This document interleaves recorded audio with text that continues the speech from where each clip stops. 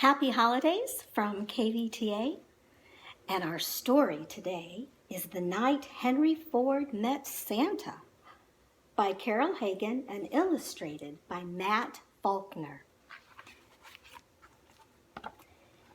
It was a snowy evening 3 weeks before Christmas in 1908 in Detroit, Michigan. Henry Ford was in his workshop admiring his new Model T Ford. Henry thought it was the most beautiful car he had ever seen, and he wished that everyone in town could own one of his cars. But each car cost a lot of money to make, and it cost a lot of money to buy.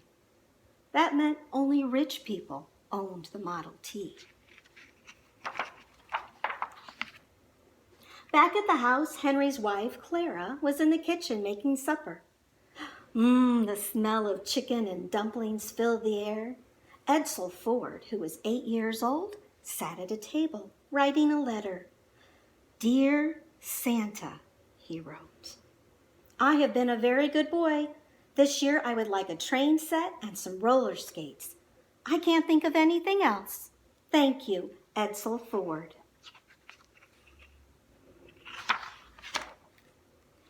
"Can we leave Santa some cookies and milk like we did last year?" he asked his mother. "That would be a nice idea," Clara answered. "We can also leave some carrots for his reindeer. They worked very hard pulling all those toys across the sky. Now, son, please put on your coat and boots and go out to the shed and tell Papa to come in for supper."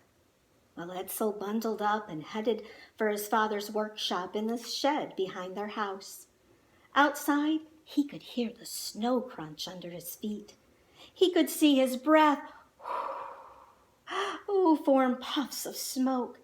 And the moon was big and bright, and it made the field look like it was splashed with moonbeams and glitter. Edsel gazed up at the big yellow moon and imagined what it must feel like to drive a sleigh across the sky like Santa. This year on Christmas Eve, Edsel hoped to stay awake long enough to catch a glimpse of Santa and his reindeer flying across the night sky. Edsel opened the door of the shed. "Hello, Papa," he said as he shook the snow off his boots and brushed some snowflakes from his eyelashes. "Mama has dinner ready." "Well, thank you, son," Henry said as he put on his coat and boots. "Papa, are you going to ask Santa for anything?" Edsel asked as they walked through the deep snow. "Oh, I don't need a present from Santa, but I could use some advice," said Henry. "I need to find a way to make cars cheaper so that ordinary folks won't have to ride around in horses and buggies anymore. It would take a miracle to solve this problem," said Henry. "Well, Christmas is about miracles, Papa," exclaimed Edsel. "Write Santa a letter and ask him if he knows a better and faster way to make the Model T. Anyone who can make millions of toys and deliver them in one night must have some good ideas." After all the dinner dishes had been washed, Clara went into the parlor to read the paper, and father and son sat back down at the kitchen table. Edsel rewrote his letter. He took out the line that said, I can't think of anything else, and put in, "Please help my dad solve his problem. I know you can do it." Henry composed a letter to Santa too, and here's what it said. "Dear Santa, my son Edsel has urged me to write you this letter. He thinks you can help me. What I need, Santa, is your advice. How is it that you are able to make millions of toys so quickly up at the North Pole? Can you help me find a faster way to make more cars for less money? Recently, I built an automobile called a Model T Ford. There are many people who would like to own one of my automobiles, but they don't have enough money. If I could make the car more affordable, doctors could get to patients more quickly. Families could drive to church on Sundays and then enjoy a picnic afterward. More farm children could attend schools in town. The cost of keeping a car is 4 times less than owning a horse. I just need a way to make the car cost less to make. Thank you for your help. Your friend and Etzel's dad, Henry Ford, Detroit, Michigan. The next morning, Henry mailed the 2 letters on his way to his factory in town. Several nights later, everyone in the Ford home was fast asleep. A light snow fell over the city, and the only sound in the house was the tick-tock of the grandfather clock in the parlor. In the middle of the night, Henry awoke to a noise on the roof. Then he heard a loud thud and a groan coming from the parlor. He got out of bed and went downstairs. There in the fireplace was Santa.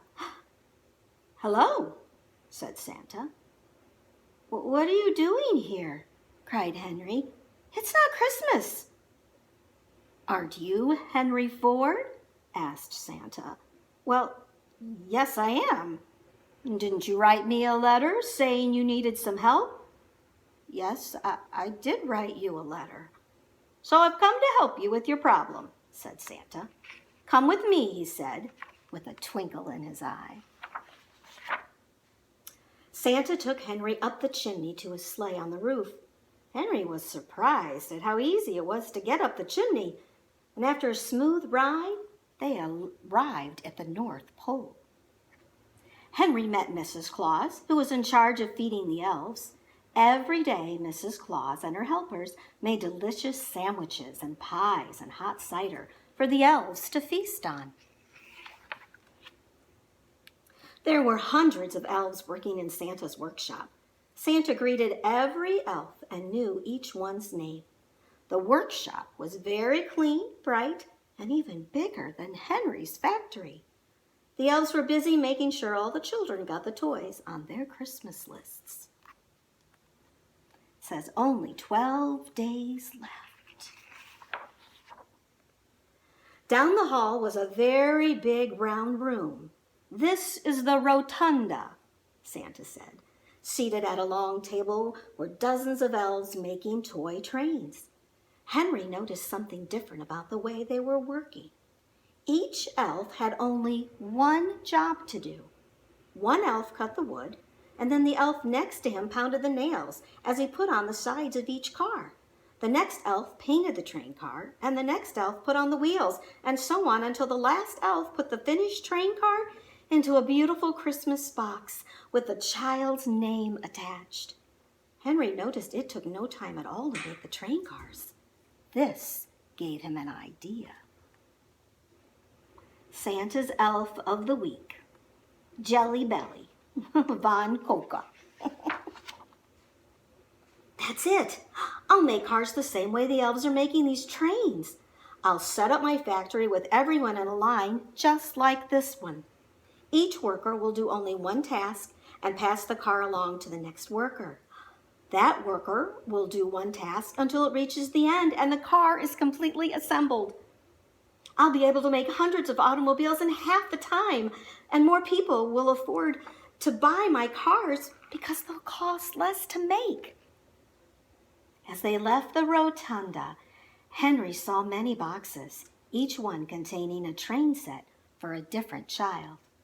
He noticed one box that said, "To Edsel from Santa." When Santa dropped Henry off at home, the sun was just coming up.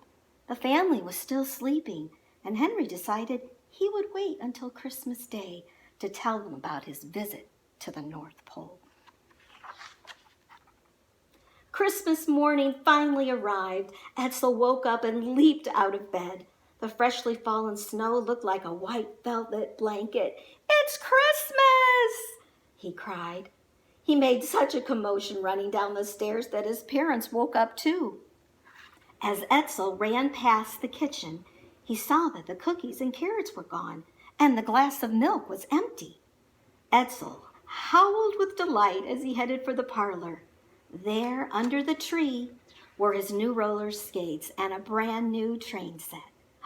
It was exactly what he had asked for, complete with hills, trees, barns, and miniature houses.